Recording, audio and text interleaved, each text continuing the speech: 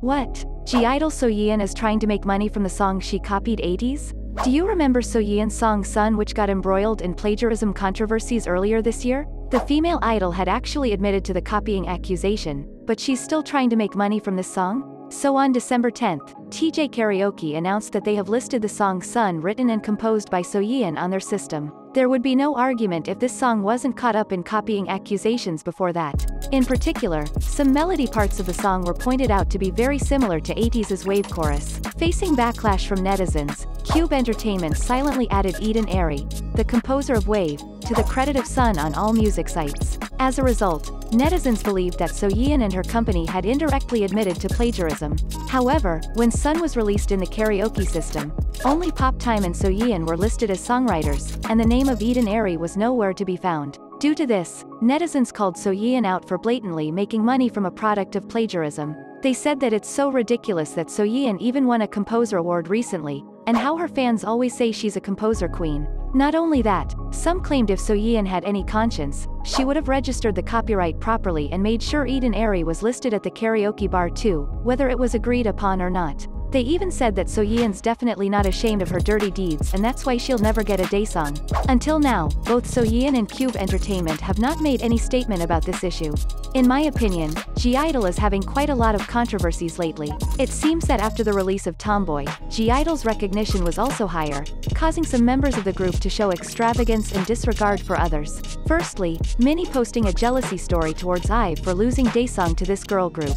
Then, the G-idle members dissing Mama right on the stage for not giving them a daysong. Also at MMA, Chuu got called out for her questionable way of greeting seniors and juniors. While the two NewJeans members, Hanni and Daniel, bowed to the G-idle members very kindly, Chuu looked like she didn't give a damn. When BTS J-Hope received his award, while other artists bowed in greeting, Chuu only stood there, showing no respect for seniors at all, which caused great unrest among netizens. In another clip, it's obvious that Chuu is walking past Taeyeon without greeting the SNSD member. I think G-idle really needs to get themselves together, because as they get more popular, more and more netizens will pay attention to their behavior and attitude. If they don't improve their attitude soon, I'm not sure they will go long in the harsh K-pop industry. Well, so after Chuu's departure, 10 out of 12 members of LOONA also requested contract termination with BlockBerry Creative.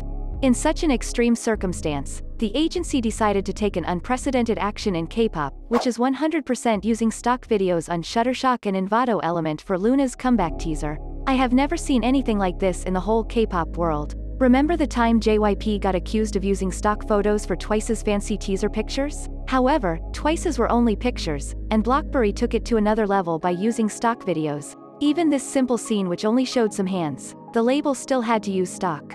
It's enough to understand how much LOONA's members didn't want to film. Not only that, the company was also accused of stealing the fans' idea for this teaser.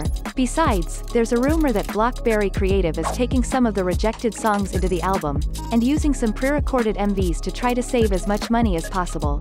What a strange case in K-pop where both fans and anti-fans defame and expose the company of their favorite idols. Moving on to the last news today. Amid netizens' speculation that Jinni was actually kicked out from NMIXX, a statement of Park Jin Young in the past is suddenly getting netizens' attention, because they think the CEO was hinting at the actual reason why Jinni left. So back in 2018, Park Jin Young wrote a lengthy message on his Instagram talking about how strict he will manage his artists, claiming that if they violate some certain standards, they will no longer be with the agency even though they already debuted. This statement caused countless speculations at the time, including mentioning the names of artists who left JYP such as Jaeon Somi, Hyuna, and more. Before that, the company announced Jinni's sudden withdrawal from NMIXX and contract termination due to personal reasons. Her fans were certain she decided to leave on her own because she didn't like the concept of NMIXX as well as the management of JYP. However, netizens were skeptical about that, because NMIXX won a Rookie Award just 10 days ago, and Jinni was still excited to see fans on their next comeback.